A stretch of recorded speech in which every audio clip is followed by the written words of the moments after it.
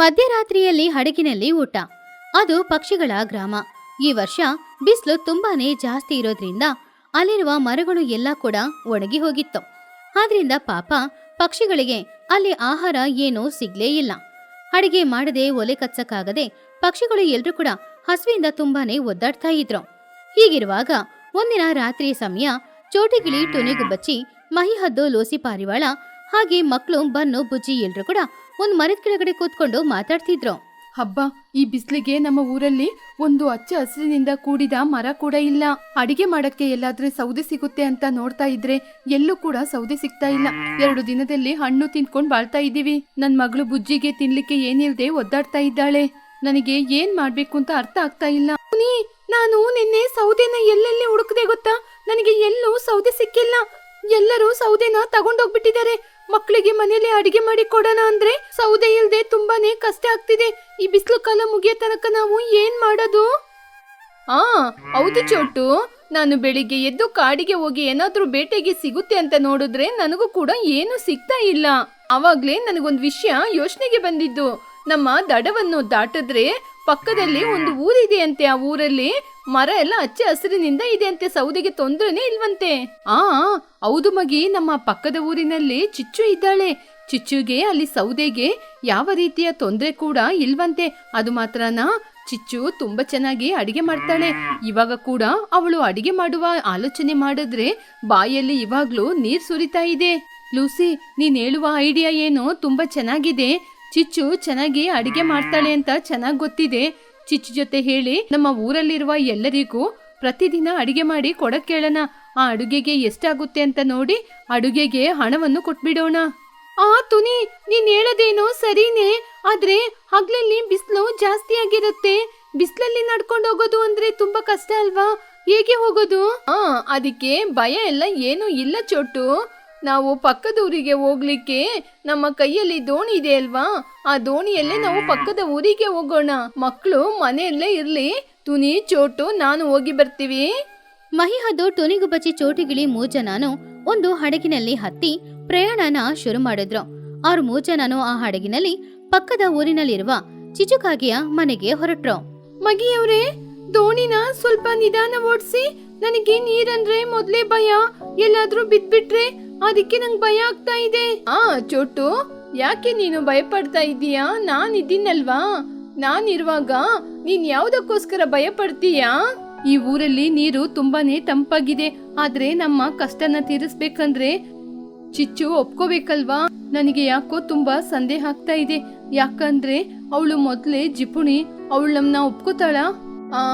ಒಪ್ಕೊಳ್ಳದೆ ಏನ್ ಮಾಡ್ತಾಳೆ? ನಾವು ಮಾಡೋದು ವ್ಯಾಪಾರ ತಾನೆ. ವ್ಯಾಪಾರ ಮಾಡ್ತೀವಿ ಅಂದು ದುಡ್ಡು ಕೊಡ್ತೀವಿ ಅಂತ ಹೇಳಿದಾಗ ಖಂಡಿತವಾಗಿ ಒಪ್ಕೋಬೇಕಲ್ವಾ? ಹಾಗೆ 3 ಜನನು ಚಿಚುಕಾಗಿಯ ಮನೆಗೆ ಹೋಗ್ತಾ ಇದ್ದಾಗ ಆವಾಗ್ಲೇ ಚಿಚುಕಾಗಿಯ ಮನೆಯಲ್ಲಿ ಅಡಿಗೆ ಮಾಡ್ತಾ ಇದ್ಲು. ಆ ಅಡಿಗೆ ವಾಸನೆ ಹೊರಗಡೆ ತನಕ ಬರ್ತಾ ಇತ್ತು. ಆವಾಗ್ಲೇ 3 ಜನ ಮನೆ ಹೊರಗಡೆ ನಿಂತ್ಕೊಂಡು, ಚಿಚ್ಚು, ಚಿಚ್ಚು, ಏನ್ ಮಾಡ್ತಾ ಇದೀಯಾ? ಯಾರದು ಈ ಸಮಯದಲ್ಲಿ? ಹರೇ ಮಗಿಯವ್ರೆ, ಚೋಟು, ತುನಿ, ನೀವು 3 ಜನೇನು ಈ ಸಮಯದಲ್ಲಿ ಇಲ್ಲಿಗೆ ಬಂದಿದ್ದೀರಾ? ಏನ್ ವಿಚಾರ? ಏನಾಯ್ತು? ಅದು ಅಡ್ಗಲ್ ಬಂದ್ರ ಇಲ್ವಾ? ಹೌದು ಹೌದು ಚಿಚ್ಚು, ನಮ್ಮ ಊರಿಗೆ ಒಂದು ದೊಡ್ಡ ತೊಂದ್ರೆ ಬಂದಿದೆ. ಅದಕ್ಕೇನೆ ನಮ್ನ ಕಾಪಾಡ್ತೀಯ ಅಂತ ನಿನ್ನ ನೋಡ್ಲಿಕ್ಕೆ ಬಂದು. ಸಮಸ್ಯೆನಾ? ನನ್ನಿಂದನಾ? ಅಯ್ಯೋ, ಯಾರಿಗೂ ನಾನು ಸಾಲ ಕೊಡಲ್ಲಪ್ಪ. ನನ್ ಜೊತೆ ಹಣ ಇಲ್ಲ. ಮೊನ್ನೆನೇ ನಾನು ಹೊಸ ಸೀರೆ ತಗೊಂಡಿದ್ದು. ನನ್ ಕೈಯಲ್ಲಿ ಹಣ ಇಲ್ಲಪ್ಪ. ನನ್ ಜೊತೆಯಲ್ಲಿ ಉಪ್ಪೇ ಇಲ್ಲ ಗೊತ್ತಾ? ನೀವು ಸಾಲಕ್ಕೋಸ್ಕರ ಬಂದ್ರೆ ನನಗ್ ಗೊತ್ತಿಲ್ಲ. ಅಯ್ಯೋ, ಸಾಲಗೋಸ್ಕರ ಇಲ್ಲ ಚಿಚ್ಚು. ನಮ್ಮ ಊರಲ್ಲಿ ಅಡಿಗೆ ಮಾಡ್ಲಿಕ್ಕೆ ಎಲ್ಲೂ ಕೂಡ ಸೌದೆನೇ ಇಲ್ಲ. ನಾವೆಲ್ಲರೂ ಊಟ ಮಾಡಿ 2 ದಿನ ಆಯ್ತು. ಅದಕ್ಕೆ ಅಡಿಗೆ ಮಾಡಿ ಕೊಡಕ್ಕೆ ಹೇಳಕ್ಕೆ ಬಂದು. ಮಕ್ಳೆಲ್ಲರೂ ಹಸಿವಲ್ಲಿದ್ದಾರೆ. ನಿನ್ ಜೊತೆ ಸೌದೆಗೆ ಯಾವ ಕಷ್ಟನೂ ಇಲ್ವಲ್ಲ? ಈ ಬಿಸಿಲು ಕಾಲ ಮುಗಿಯುವವರೆಗೂ ಊರಲ್ಲಿ ಸೌದೆಗೆ ಕಷ್ಟ ಇದೆ. ಅದ್ರಿಂದನೇ ನೀನು ಅಡಿಗೆ ಮಾಡಿ ಕೊಡ್ತೀಯ ಅಂತ ನಿನ್ ಜೊತೆ ಕೇಳಲಿಕ್ಕೆ ಬಂದು. ನೀನು ಅಡಿಗೆನ ತುಂಬಾ ಚೆನ್ನಾಗಿ ಮಾಡ್ತೀಯಲ್ವಾ? ನೀನು ಎಲ್ಲರಿಗೂ ಅಡಿಗೆ ಮಾಡಿ ಕೊಟ್ರೆ ಅದಕ್ಕೆ ತಕ್ಕ ಫಲವನ್ನು ನಾವು ನಿಮ್ಗೆ ಕೊಡ್ತೀವಿ. ಅಯ್ಯಯ್ಯೋ, ನಾನ್ ನಿಮ್ಗೆ ಅಡಿಗೆ ಮಾಡ್ಬೇಕಾ? ಅಯ್ಯೋ ದೇವ್ರೇ, ನನ್ನಿಂದ ಇದು ಆಗದಿರುವ ಕೆಲ್ಸ.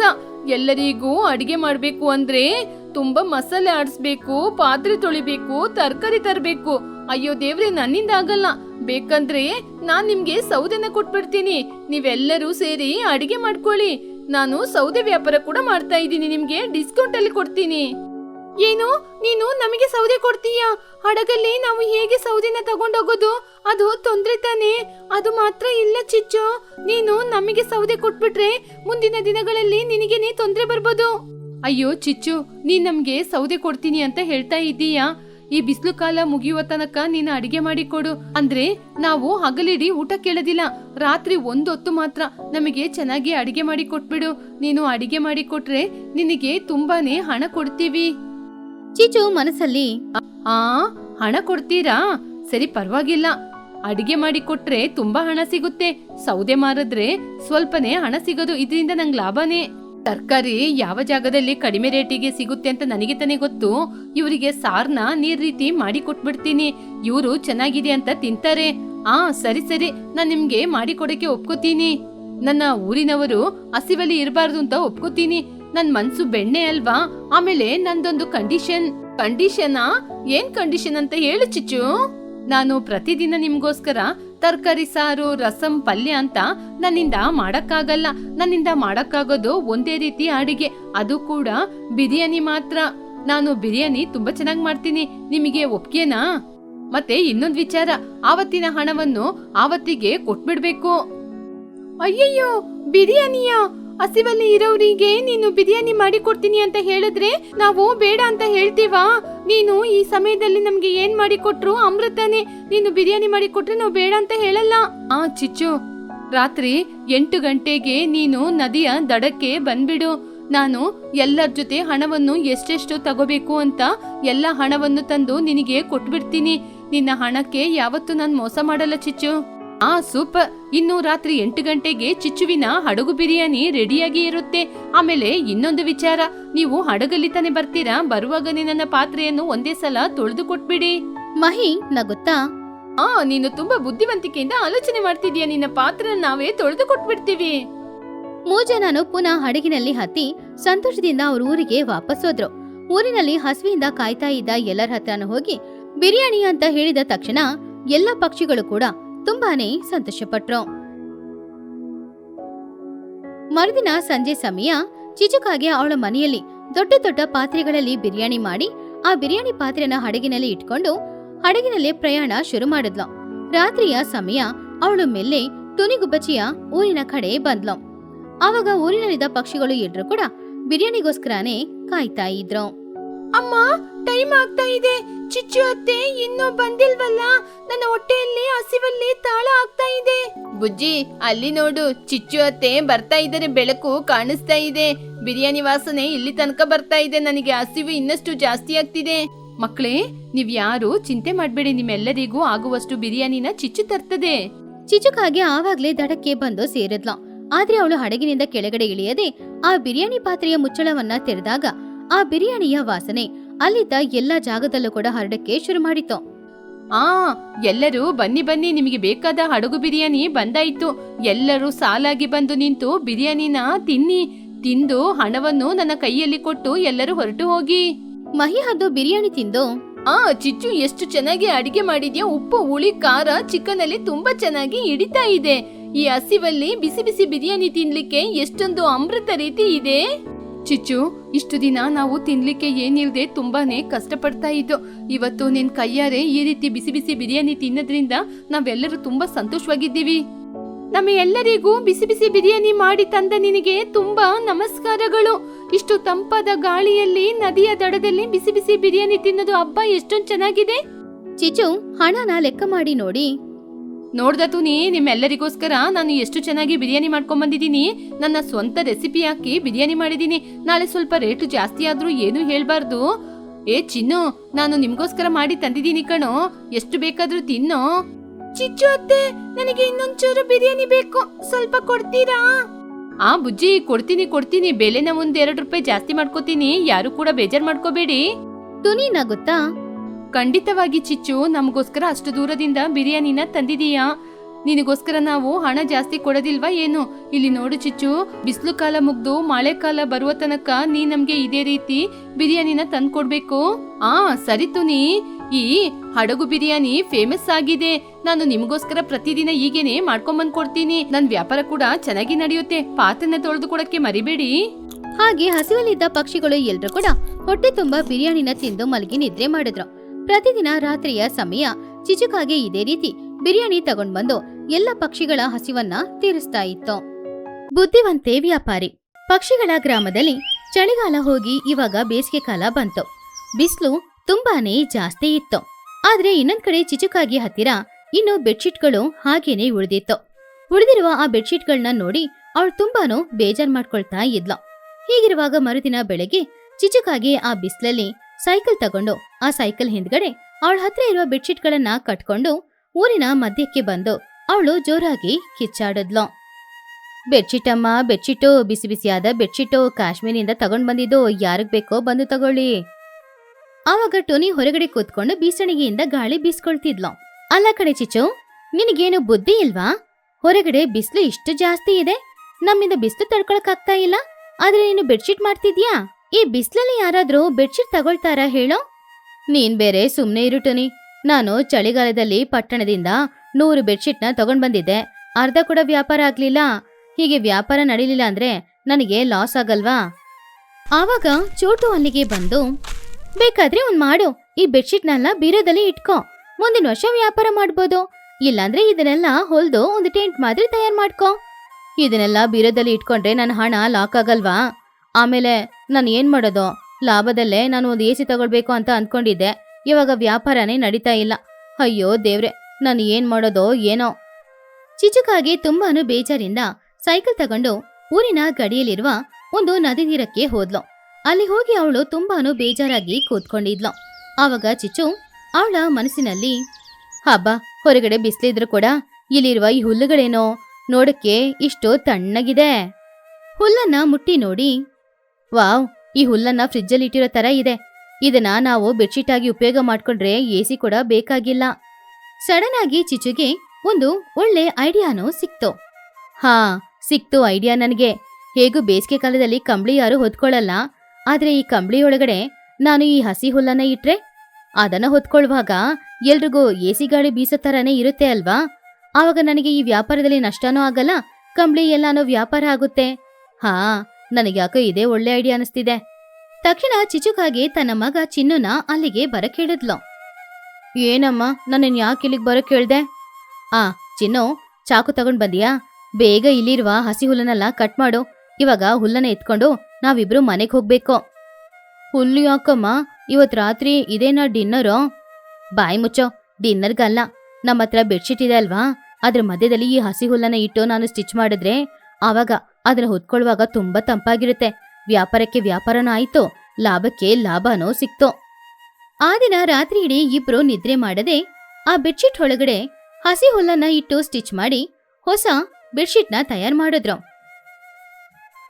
ಮರುದಿನ ಬೆಳಗ್ಗೆ 10 ಗಂಟೆಗೆ ಚಿಚುಕಾಗೆ ರಾತ್ರಿ ಇಡೀ ತಯಾರು ಮಾಡಿದ ಆ ಹುಲ್ಲಿನ ಬೆಡ್ಶೀಟ್ನ ತಗೊಂಡು ಊರಿನ ಮಧ್ಯಕ್ಕೆ ಬಂದ್ಲು. ಅಲ್ಲಿ ಅವಳು ಆ ಬೆಡ್ಶೀಟ್ಗಳನ್ನೆಲ್ಲ ಇಟ್ಟು ಒಂದು ಮೈಕ್ ತಗೊಂಡು ಅದರಲ್ಲಿ ಜೋರಾಗಿ, ಬಂತು ಬಂತು, ತಂಪಾದ ಬೆಡ್ಶೀಟ್ ಬಂದಿದೆ. ಈ ಬೇಸಿಗೆ ಕಾಲದಲ್ಲಿ ಈ ತಂಪಾದ ಬೆಡ್ಶೀಟ್ನ ಹೊತ್ಕೊಂಡ್ರೆ ನಿಮಗೆ ನಿಮ್ ಊರಲ್ಲಿ ಇರೋ ತರ ಇರಲ್ಲ, ಶಿಮ್ಲಾದಲ್ಲಿ ಇರೋ ತರ ಇರುತ್ತೆ. AC ಗಾಳಿ ಕೂಡ ಬೇಕಾಗಿಲ್ಲ. ಈ ಶಬ್ದ ಕೇಳಿ ಟೋನಿ, ಮಹಿ, ಚೋಟು ಎಲ್ರು ಕೂಡ ಅಲ್ಲಿಗೆ ಬಂದ್ರು. ಆವಾಗ ಬನ್ನು ಹಾಗೂ ಬುಜ್ಜಿ ಕೂಡ ಆ ಶಬ್ದ ಕೇಳಿ ಅಲ್ಲಿಗೆ ಬಂದ್ರು. ಏನಂಟಿ, ಬಿಸಿಲಲ್ಲಿ ತಿರುಗಿ ನಿಮ್ಗೆ ಮೈಂಡ್ ಬ್ಲಾಕ್ ಆಯ್ತಾ? ನಿನ್ನೆ ಬಿಸಿ ಬಿಸಿ ಬೆಡ್ಶೀಟ್ ಅಂದ್ರಿ, ಇವತ್ತು ಕೂಲಿಂಗ್ ಬೆಡ್ಶೀಟ್ ಅಂತಿದ್ದೀರಾ? ಕೂಲಿಂಗ್ ಆಗಿ ಬೆಡ್ಶೀಟ್ ಇರುತ್ತಾ? ಇಲ್ಲ ಕಣವನ್ನೋ, ಇದು ಜಪಾನ್ ಟೆಕ್ನಾಲಜಿ ಕಣೋ. ಇದ್ರೊಳಗಡೆ ಇರೋದು ಕೂಲಿಂಗ್ ಜೆಲ್ಲೋ. ಈ ಬೆಡ್ಶೀಟ್ನ ಹೊತ್ಕೊಂಡ್ರೆ ನಿಜವಾಗ್ಲೂ AC ಒಳಗಡೆ ಇರೋ ತರನೇ ಇರುತ್ತೆ. ಹೌದಾ ಚಿಚು? ಹಾಗಾದ್ರೆ ನನಗೂ ಒಂದು ಬೆಡ್ಶೀಟ್ ಕೊಡ್ತೀಯಾ? ರಾತ್ರಿ ಎಲ್ಲ ಸೆಕೆಯಲ್ಲಿ ನಿದ್ರೇನೆ ಬರ್ತಿಲ್ಲ. ಹಾಗಂತ ಹೇಳಿ ಮಹಿ ಹದ್ದು ಒಂದು ಬೆಡ್ಶೀಟ್ನ ತಗೊಂಡ್ರು. ಅದನ್ನ ಮುಟ್ಟಿ ನೋಡಿದಾಗ ಅದ್ರೊಳಗಡೆ ಇದ್ದ ಹಸಿ ಹುಲ್ಲಿಂದ ಅದು ತಣ್ಣಗೆ ಕಾಣಿಸ್ತು. ಅರೆ ಹೌದು, ನಿಜವಾಗ್ಲೂ ತುಂಬಾ ತಣ್ಣಗಿದೆ. ಪರವಾಗಿಲ್ವೇ ಚಿಚು? ಇದೇನು ಹೊಸ ಟೆಕ್ನಾಲಜಿನ ಎಲ್ಲಿಂದ ತಗೊಂಡ್ ಬಂದೆ? ಅದು ಕಂಪನಿ ಸೀಕ್ರೆಟ್. ಆಕ್ಚುಲಿ ಜಪಾನಿಂದ ತಗೊಂಡ್ ಬಂದಿದ್ದು ಕೂಲಿಂಗ್ ಜೆಲ್ ಇದೆ. ಅದು ತುಂಬಾ ಕಾಸ್ಟ್ಲಿನೇ, ಆದ್ರೆ ನಮ್ಮ ಊರಿನವ್ರಿಗೋಸ್ಕರ ಬರೀ 500 ರೂಪಾಯಿಗೆ ಕೊಡ್ತಿದ್ದೀನಿ. ಹೌದಾ ಚಿಚು? ಹಾಗಾದ್ರೆ ನನಗೂ ಒಂದು ಬೆಡ್ಶೀಟ್ ಕೊಡ್ತೀಯಾ? ನನ್ ಬುಜ್ಜಿಗೆ ರಾತ್ರಿಗೆ ಬೇಕಾಗುತ್ತೆ.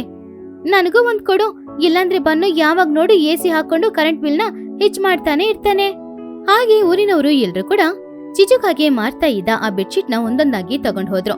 ಅರ್ಧ ಗಂಟೆಯಲ್ಲಿ ಅವಳು ತಗೊಂಡ್ ಬಂದ 50 ಬೆಡ್ಶೀಟ್ ಕೂಡ ವ್ಯಾಪಾರ ಆಯಿತು. ಚಿಚು ಕೈಯಲ್ಲಿ ತುಂಬಾನೇ ಹಣ ಇತ್ತು. ಅವಳು ತುಂಬಾನು ಸಂತೋಷ ಪಡ್ತಿದ್ಲು. ಪರವಾಗಿಲ್ಲ, ಹುಲ್ಲು ಫ್ರೀಯಾಗಿ ಸಿಕ್ತೋ, ಆದ್ರೆ ನನಗೆ ಲಾಭ ಜಾಸ್ತಿನೇ ಸಿಕ್ತು. ನಾನೇ ನಿಜವಾದ ಅಂಬಾಣಿ. ಆ ದಿನ ರಾತ್ರಿಯ ಸಮಯ. ಎಲ್ರೂ ಚಿಚು ಹತ್ರ ತಗೊಂಡ ಆ ಹಸಿ ಹುಲ್ಲು ಬೆಡ್ಶೀಟ್ ನ ಹೊತ್ಕೊಂಡು ನಿದ್ರೆ ಮಾಡ್ತಾ ಇದ್ರು. ಆದ್ರೆ ಅಲ್ಲೇ ಒಂದು ಟ್ವಿಸ್ಟ್ ಬಂತು. ಹಸಿ ಹುಲ್ಲಲ್ಲಿದ್ದ ಆ ನೀರೆಲ್ಲಾನು ಬಿಸ್ಲಿಗೆ ಒಣಗೋಯ್ತು. ಆದ್ರಿಂದ ಹುಲ್ಲೆಲ್ಲಾನು ಒಣಗೋಗಿರೋದ್ರಿಂದ ರಾತ್ರಿ ಅವರಿಗೆ ಚುಚ್ಚಕ್ಕೆ ಶುರು ಮಾಡಿತು. ಪಾಪ ಆ ಬೆಡ್ಶೀಟ್ ನ ಹೊತ್ಕೊಂಡಿರೋರ್ಗೆ ಎಲ್ರಿಗೂ ಕೂಡ ಮೈಯೆಲ್ಲ ತುರಿಕೆ ಶುರುವಾಯಿತು. ಆವಾಗ ಬನ್ನು ಆ ಬೆಡ್ಶೀಟ್ ನ ತೆಗೆದು ದೂರ ಬಿಸಾಕಿ ತಲೆಯೆಲ್ಲ ಕೆರ್ಕೊಂಡೆ, ಅಮ್ಮ ಇದೇನಿದು? ಈ ಬೆಡ್ಶೀಟ್ ಯಾಕೆ ಇಷ್ಟು ರಫ್ ಆಗಿದೆ? ಬೆಳಿಗ್ಗೆ ತಣ್ಣಗಿತ್ತು, ಇವಾಗೇನೋ ಮೈಕ್ರೋವೇವ್ ಓವನ್ ತರ ಬಿಸಿಯಾಗಿದೆ. ಹೌದ್ ಕಣೋ, ನನ್ ಬೆಡ್ಶೀಟ್ ಕೂಡ ಹಾಗೇನೆ ಇದೆ. ಬೆಳಿಗ್ಗೆ ಸಾಫ್ಟ್ ಆಗೇನೆ ಇತ್ತಲ್ವಾ, ಇವಾಗ ಯಾಕೆ ರಫ್ ಆಯ್ತು? ಆವಾಗ ಬನ್ನು ಆ ಬೆಡ್ಶೀಟ್ ನ ತೆಗೆದು ವಾಸನೆ ನೋಡಿ, ಅಮ್ಮ ಇದ್ರೊಳಗಡೆ ಕೂಲಿಂಗ್ ಜೆಲ್ ಇದೆ ಅಂತ ಚಿಚು ಆಂಟಿ ಹೇಳಿದ್ರಲ್ವಾ, ನನಗ್ ಯಾಕೋ ಹಸಿ ಹುಲ್ಲು ವಾಸನೆ ಬರ್ತಾ ಇದೆ. ಗ್ಯಾರಂಟಿನೇ ಇದ್ರೊಳಗಡೆ ಇರೋದು ಜೆಲ್ ಅಲ್ಲಮ್ಮ, ಹಸಿ ಹುಲ್ಲು. ಸರಿ ಬಿಡು, ಇವಾಗ ಮಲ್ಕೊಳ್ಳದ ಅದೆಲ್ಲ ನನ್ನಿಂದ ಆಗಲ್ಲಮ್ಮ. ನಾನ್ ಇವಾಗ್ಲೇ ಬುಜ್ಜಿ ಹತ್ರ ಹೋಗಿ ಏನ್ ಮಾಡ್ತಿದ್ದಾಳೆ ಅಂತ ನೋಡ್ತೀನಿ. ಹಾಗಂತ ಹೇಳಿ ಬನ್ನು ಬೆಡ್ಶೀಟ್ ತಗೊಂಡು ಬುಜ್ಜಿ ಹತ್ರ ಹೋದ್ಲು. ಬುಜ್ಜಿ ಕೂಡ ಬೆಡ್ಶೀಟ್ ಹೊತ್ಕೊಂಡಿದ್ರಿಂದ ಅವಳಿಗೂ ಮೈಯೆಲ್ಲ ಕೆರಿತಾ ಇತ್ತು. ಏನ್ ಬುಜ್ಜಿ, ನೀನು ಕೂಡ ಮೈ ಕೆರ್ಕೊಳ್ತಾ ಇದ್ಯಾ? ಹೌದ್ ಕಣೋ, ಏನು ಅಂತಾನೆ ಗೊತ್ತಿಲ್ಲ. ಬೆಳಿಗ್ಗೆ ಚೆನ್ನಾಗಿತ್ತು ಈ ಬೆಡ್ಶೀಟು, ಇವಾಗ ಹೊತ್ಕೊಂಡ್ರೆ ರಫ್ ಆಗಿದೆ, ಮೈಯೆಲ್ಲ ಕೆರಿತಾ ರೆಡ್ ಆಗ್ತಿದೆ ಕಣೋ. ಬುಜ್ಜಿ, ಹೋಗಿ ಒಂದು ಸಿಸರ್ ತಗೊಂಡ್ ಬಾ, ಇದ್ರೊಳಗಡೆ ಏನಿದೆ ಅಂತ ಇವಾಗ್ಲೇ ನಾವು ನೋಡ್ಬೇಕು.